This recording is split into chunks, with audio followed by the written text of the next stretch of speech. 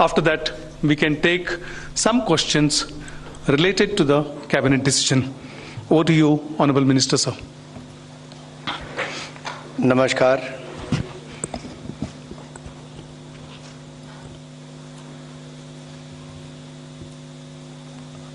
आज कैबिनेट की बैठक में प्रधानमंत्री नरेंद्र मोदी जी की अध्यक्षता में जो G20 की लीडर्स समिट, मेन समिट यहाँ पर हुई दिल्ली में, वो बहुत सफल उसका आयोजन हुआ और भारत की भूमि पर भारत के नेतृत्व में जो सफलता G20 में मिली है, उसको लेकर एक और माननीय रक्षा मंत्री जी ने जहाँ एक रेजोल्यूशन मूव किया माननीय प्रधानमंत्री जी को और देशवासियों की ओर से बधाई देते हुए कि G20 के सफल आयोजन, पीएम के कुशल नेतृत्व और दृढ़ इच्छा शक्ति का एक प्रतीक भी है। और इसकी चर्चा आज न केवल भारत में बल्कि पूरे विश्व में हो रही है।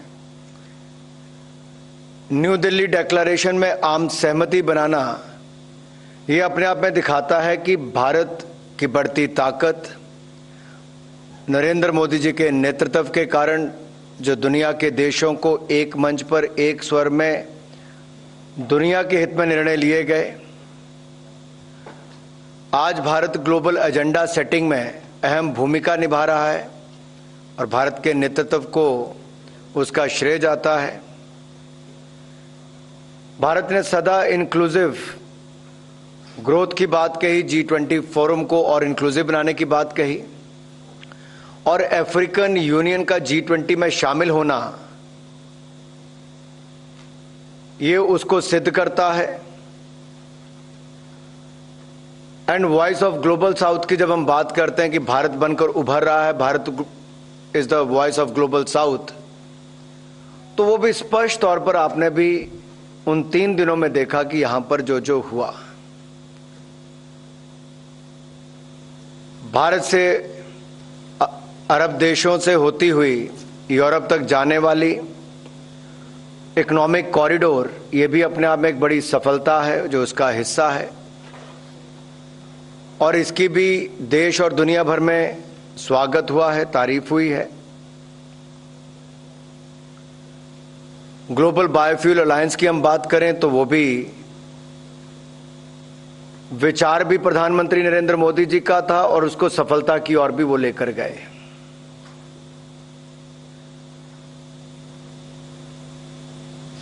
अगर मुझे ये कहना हो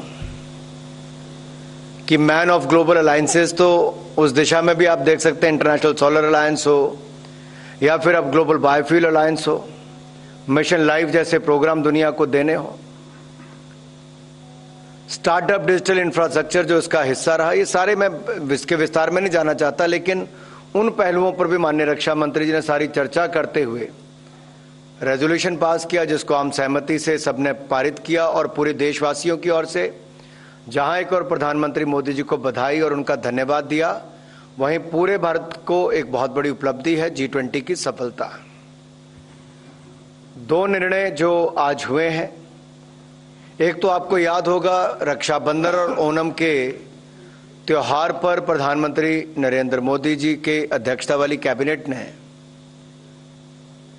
रसोई गैस के जो LPG के सिलेंडर के दाम है उसको कम किया था, 1100 रुपये से कम करके 900 रुपये कर दिया, 200 रुपये कम किए और जो उज्ज्वला योजना के लाभार्थी हैं उनको 900 पे भी 200 रुपये की और छूट जो सब्सिडी के रूप में मिलती रहनी थी।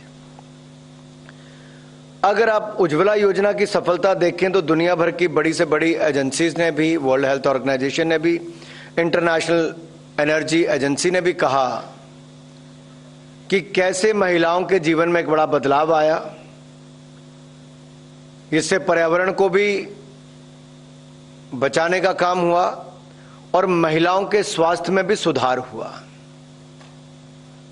9 करोड़ 60 लाख रसोई गैस के सिलेंडर अब तक दिए जा चुके हैं उज्ज्वला योजना के अंतर्गत और आज मुझे कहते हुए प्रसन्नता है कि 75 लाख मुफ्त LPG के कनेक्शन अब और दिए जाएंगे मांग को देखते हुए, ताकि गरीब और जरूरतमंद महिलाओं को इसका लाभ मिल सके।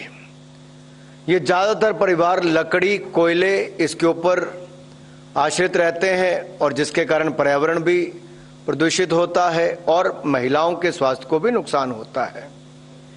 ये डिपॉजिट फ्री जो एलपीजी कनेक्शन उज्ज्वला योजना में दिए गए थे उसी का ही एक्सटेंशन है और अगले 3 वर्षों तक 2023-24, 24-25, 25-26 इनमें 75 लाख कनेक्शन महिलाओं को मिलेंगे। पहला रिफिल और स्टोव भी इसमें निःशुल्क दिया जाता है, जिसका खर्चा ऑयल मार्केटिंग कंपनीज उठाती हैं, जबकि डिपॉजिट फ्री एलपीजी कनेक्शन के लिए जो खर्चा आएगा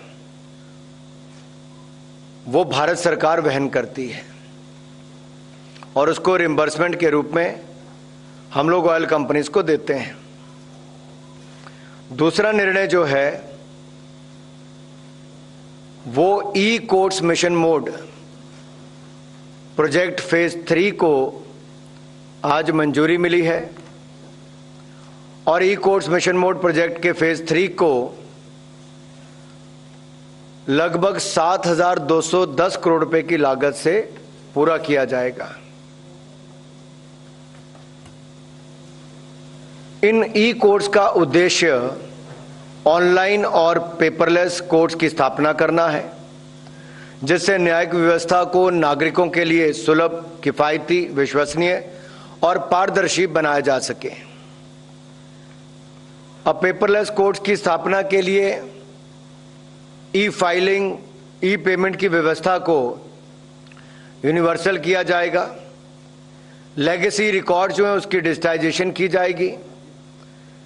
जो केस रिकॉर्ड्स हैं, सॉफ्टवेयर एप्लीकेशंस हैं, इलेक्ट्रॉनिक एविडेंस है, लाइव स्ट्रीमिंग डेटा है, इस डेटा के स्टोरेज के लिए क्लाउड स्टोरेज की व्यवस्था की जाएगी और सभी कोर्ट कॉम्प्लेक्स में 4,400 ई सेवा केंद्र की स्थापना की जाएगी। प्रथम 2 चरणों के में अगर आप देखें, देश में 18,000 से अधिक कोर्ट्स को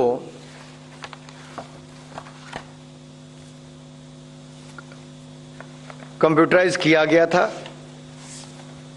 पहले फेज में लगभग 640 करोड़ रुपए का खर्चा आया था, जहां पर 14,239 डिस्ट्रिक्ट एंड सबऑर्डिनेट कोर्ट्स को किया गया था। फेज 2 में लगभग 1,670 करोड़ रुपए खर्चा है, जहां पर 18,735 डिस्ट्रिक्ट एंड सबऑर्डिनेट कोर्ट्स की कंप्यूटराइजेशन का काम किया गया था। और फेज 3 के अंतर्गत अगले 4 साल में 2023-24 से इसमें कंप्यूटराइजेशन भी, हार्डवेयर भी, नेटवर्क कनेक्टिविटी ये उपलब्ध करवाई जाएगी तथा वादियों और वकीलों को सिटीजन सेंट्रल सर्विसेज उपलब्ध करवाई गई हैं। मुख्य रूप से केसेस की कॉज लिस्ट हो तथा जजमेंट की प्रति ऑनलाइन प्राप्त कराने की व्यवस्था होगी। इलेक्ट्रॉनिक फाइलिंग के लिए ई फाइलिंग सिस्टम की सुविधा की प्रारंभ की जाएगी और कोर्ट से संबंधित ऑनलाइन कार्यों के निष्पादन के लिए कोर्ट कॉम्प्लेक्स में, जैसा मैंने कहा, 4,400 ई सेवा केंद्रों की स्थापना की जाएगी। समन और प्रोसेस को ऑटोमेटिकली या इलेक्ट्रॉनिकली सर्विस करने का कार्य प्रारंभ किया जाएगा, इलेक्ट्रॉनिकली प्रारंभ किया जाएगा और ट्रैफिक चालान से संबंधित मामलों के निपटारे के लिए लिटिगेंट अथवा वकील की उपस्थिति के बिना वर्चुअल कोर्ट की व्यवस्था प्रारंभ की गई है। वीडियो कॉन्फ्रेंसिंग को और आगे बढ़ाया जाएगा तथा लाइव कोर्ट रूम स्ट्रीमिंग की सुविधा उपलब्ध करवाई जाएगी। ट्रैफिक चालान के लिए लागू की गई वर्चुअल कोर्ट्स की व्यवस्था को सभी राज्यों और यूनियन टेरिटरीज में 24/7 सेवा के रूप में उपलब्ध करवाया जाएगा। आर्टिफिशियल इंटेलिजेंस का उपयोग किया जाएगा और inter operable criminal justice system के साथ इंटीग्रेशन का कार्य किया जाएगा। सो कुल मिलाकर 7,210 करोड़ रुपए की लागत से 7,210 करोड़ रुपए की लागत से इस प्रोजेक्ट्स के एसेट्स के मेंटेनेंस, अपकीप और रिप्लेसमेंट की जिम्मेदारी राज्य सरकारों को देने के लिए भारत सरकार हाई कोर्ट तथा राज्यों सरकारों के बीच एक ट्राइपेटाइट एमओयू भी हस्ताक्षरित करेगी। तो कुल मिलाकर जहां एक और से टेक्नोलॉजी की इंटरवेंशन होगी, जिससे जो मुकदमे हैं उसके शीघ्र निष्पादन में मदद मिलेगी, सिविल, क्रिमिनल और कमर्शियल वादों का निष्पादन ग्लोबल बेंचमार्क टाइमलाइंस के अनुसार करने के लक्ष्य को प्राप्त किया जाएगा। धन्यवाद। धन्यवाद मंत्री जी। We can begin with some questions. We'll begin 170 there. Sir, मैं लक्ष्मण हूँ CNBC आवाज़ से।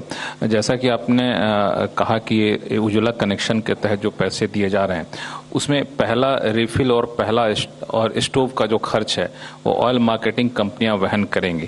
तो ये खर्च कितना होगा, इसका कुछ अंदाजा आप दे सकें? और क्या किसी एक घरेलू कंपनी में, फार्मा कंपनी में विदेशी निवेश के प्रस्ताव को ही मंजूरी दी गई है? मैं जहां तक ये दो बातें आपके सामने रखी, पहला लगभग 1,650 करोड़ रुपए खर्च किए जाएंगे, जहां प्रति कनेक्शन सपोर्ट के रूप में 2200 रुपए दिए जाएंगे, जो डिपॉजिट फ्री LPG कनेक्शन है। अगर आप देखेंगे तो इसके ऊपर खर्चा जो आता है वो कनेक्शन की कॉस्ट और स्टोव और गैस यानी कि LPG के सिलेंडर का इसका खर्चा आता है। तो कनेक्शन का खर्चा जहां एक और भारत सरकार ने पहले कहा कि हम लोग दे रहे हैं, और ऑयल